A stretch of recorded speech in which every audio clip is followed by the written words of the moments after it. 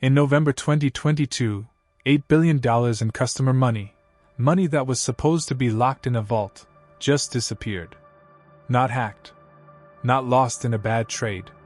Deliberately taken. And the most baffling part, the mechanism that made it possible was right there in the code the entire time, hiding in plain sight. This is the exact smoking gun that everyone missed. And by the end of this video, you'll never look at a crypto exchange the same way again. At its peak, it was an empire valued at $32 billion. A fortress in the chaotic world of crypto, sold as the future of finance and run by a supposed wunderkind, Sam Bankman Fried.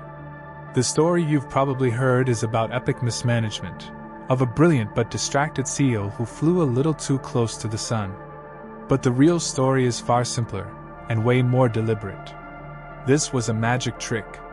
A carefully built illusion designed to make billions in customer cash look like it was in one place, when it was secretly being spent somewhere else entirely.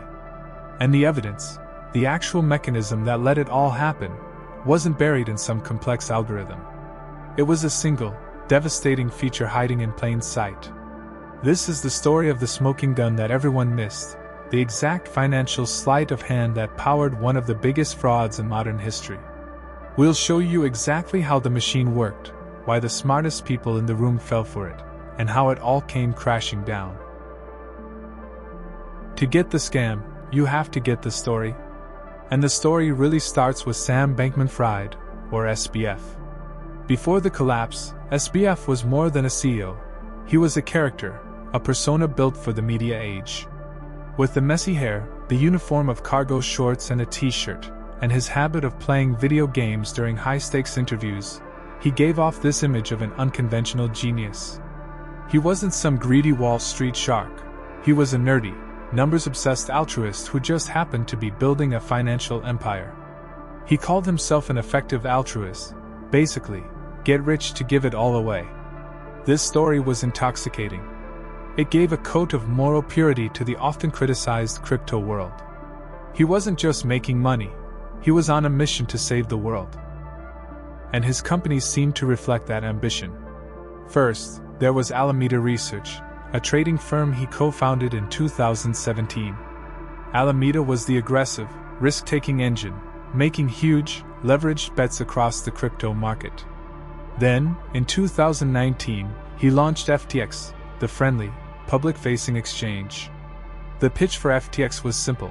It was the safe, regulated, and responsible place for crypto. It was built by traders for traders, but with a focus on security that was meant to pull in everyone, from pros to first-timers. SBF told the public over and over again that FTX was a fortress. Customer assets were safe and separate. He swore there was a clear wall between the customer exchange, FTX, and his private hedge fund, Alameda. In his own words, Alameda was just another user on the platform, with zero special privileges. This story worked.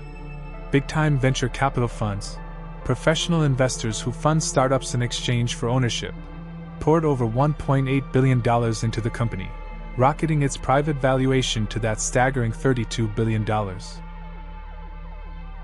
To make itself a household name, FTX went on a wild marketing blitz. They bought the naming rights to the Miami Heat's arena and slapped their logo on Formula One cars.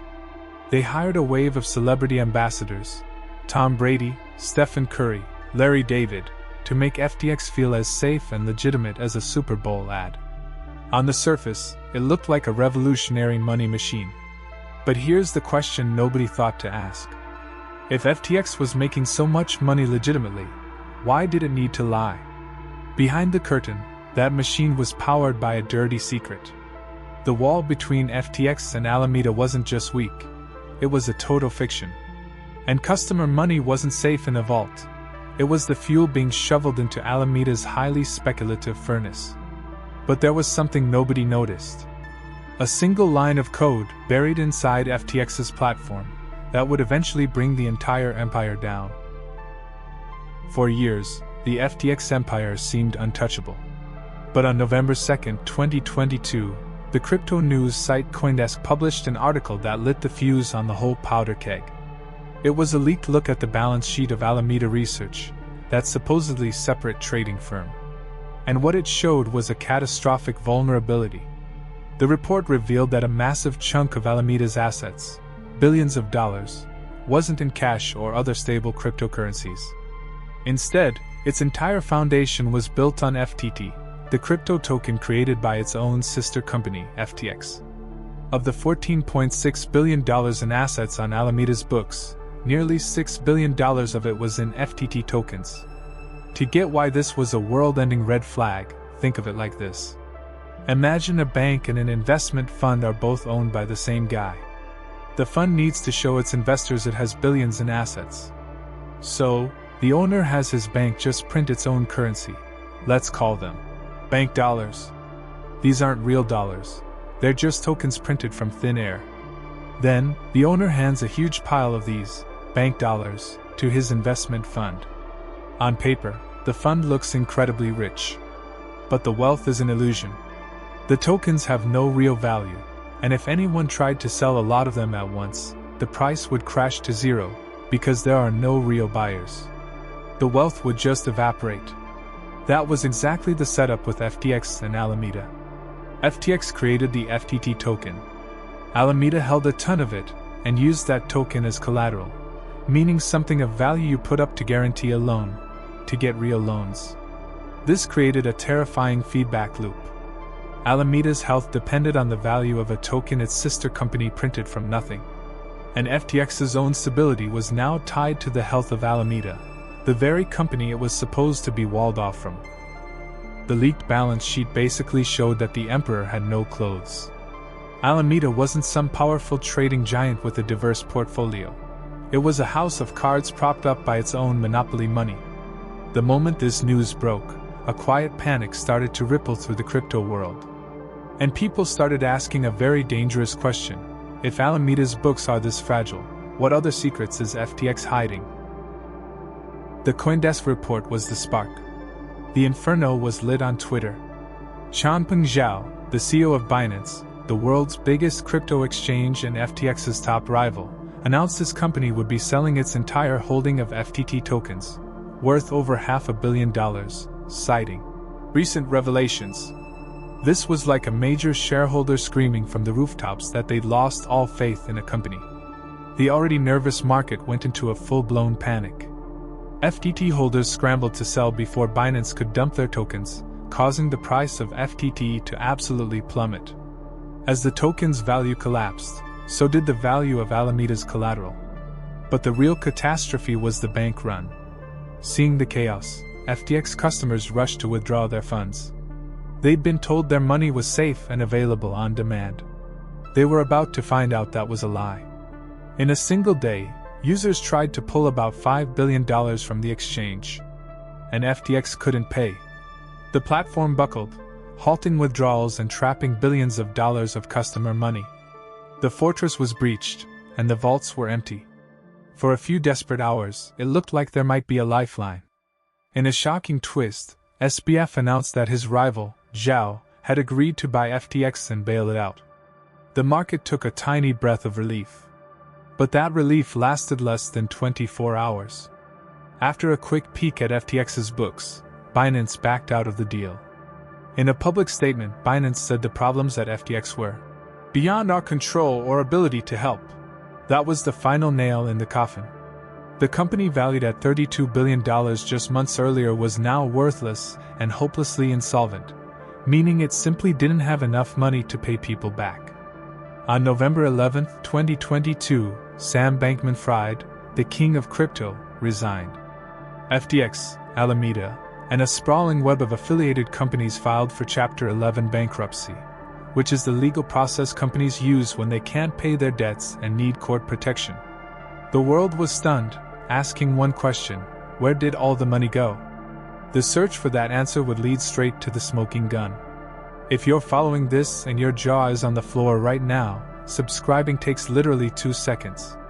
It's what lets us keep making investigations like this one. When FTX went bankrupt, a new CEO, John J. Ray III, was brought in to clean up the disaster. This is a guy who's spent his career overseeing some of the biggest corporate meltdowns in history, including the Enron scandal. His take on FTX was immediate and brutal. He said, "Never in my career have I seen such a complete failure of corporate controls and such a complete absence of trustworthy financial information." He described the situation as unprecedented, run by a handful of inexperienced, unsophisticated, and potentially compromised individuals. This wasn't just mismanagement. In his testimony, he called it old-fashioned embezzlement. So how did they do it? How did billions in customer money, which was supposed to be untouchable, just disappear? The answer wasn't some complex trading strategy gone wrong. It was a feature, not a bug. Investigators found what they would later describe as a secret backdoor. According to court filings and testimony from FTX's own co-founder, Gary Wang, SBF had directed him to write a special exception into FTX's code. This piece of code gave one single account a godlike power, the account belonging to Alameda Research. See, on a normal crypto exchange, there are automatic risk checks. If you make a big bet and the market turns against you, your position is automatically sold off to prevent huge losses. You can't lose more money than you have. It's a basic safety measure. But Alameda was different. The code gave Alameda an exemption from this auto-liquidation engine. Even more damning, it allowed Alameda to have a negative balance. This meant Alameda could effectively pull endless funds from FTX, no matter how much collateral it actually had. While every other customer had a credit limit of 0, Alameda was secretly given what the SEC called a virtually unlimited line of credit, funded directly by FTX's customers. Testimony revealed the size of that secret credit line could swell to a staggering $65 billion. To put that in perspective, $65 billion is more than the entire GDP of Paraguay. That's the size of the secret slush fund SBF allegedly built using your money. This is the smoking gun. It wasn't an accident. It was a deliberately coded privilege that turned the entire FTX customer base into an involuntary, secret piggy bank for Alameda Research. And boy, did they spend. The SEC alleged that SBF used this customer money that had been secretly mixed in with Alameda's funds to go on a massive, fraudulent spending spree.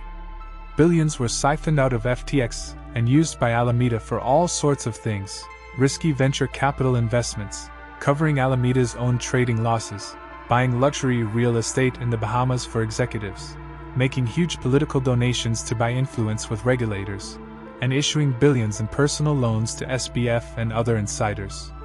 The whole operation was a fraud from the ground up, designed to hide the fact that customer money was being systematically gambled away. When the bank run happened, the money wasn't there because it had already been spent. So how did the smartest people in the room get completely fooled? Let me walk you through it, one reason at a time. First, and maybe most powerful, was the cult of personality around SBF. He built this image as a trustworthy, brilliant, and ethical founder. His effective altruism narrative was a powerful shield that deflected tough questions. People wanted to believe in the nerdy kid in cargo shorts who was going to get rich to save the world. Questioning him just felt cynical. And here's the most chilling part of all. While all of this was allegedly happening, SBF was literally sitting in front of the United States Congress, testifying about how to regulate crypto. Think about that for a second. Second, the company was a complete black box with a catastrophic lack of corporate governance. John Ray's investigation found that FTX had no board of directors, no real accounting department, and almost no internal records. There are reports that major business decisions were approved with emojis on chat apps. You wouldn't find that level of chaos at a local coffee shop, let alone a $32 billion global company. But this chaos wasn't a bug, it was a feature. It made it impossible for outsiders, and even most insiders, to get a clear picture. In the end, FTX didn't collapse because of a bad trade. It collapsed because customer money was secretly fueling a private hedge fund. It was a fraud hidden behind a polished public image, and a House of Cards token that made the whole rotten structure look sound. In November 2023, after a month-long trial where his closest deputies testified against him, a jury found Sam Bankman Fried guilty on all 7 counts of fraud, conspiracy, and money laundering. It took them just over 4 hours to reach a verdict. On March 28, 2024, he was sentenced to 25 years in federal prison and ordered to forfeit over $11 billion. The prosecutor, Damian Williams, put it perfectly. The cryptocurrency industry might be new. The players like Sam Bankman Fried might be new. But this kind of fraud, this kind of corruption, is as old as time, and we have no patience for it. The story of FTX is a brutal lesson in trust and deception. It's a reminder that no matter how new the tech is, the old rules still apply. Call it what it actually was, a scam. A $32 billion scam, hiding behind cargo shorts and a feel-good philosophy. The collapse wasn't a crypto problem, it was a good, old-fashioned fraud problem. A multi-billion-dollar magic trick where the audience was the one left paying the price. One line of code. That's all it took to steal $8 billion. One line of code, and nobody checked. If you want to understand the next big money story before everyone else does, it's right there on screen. Go watch it.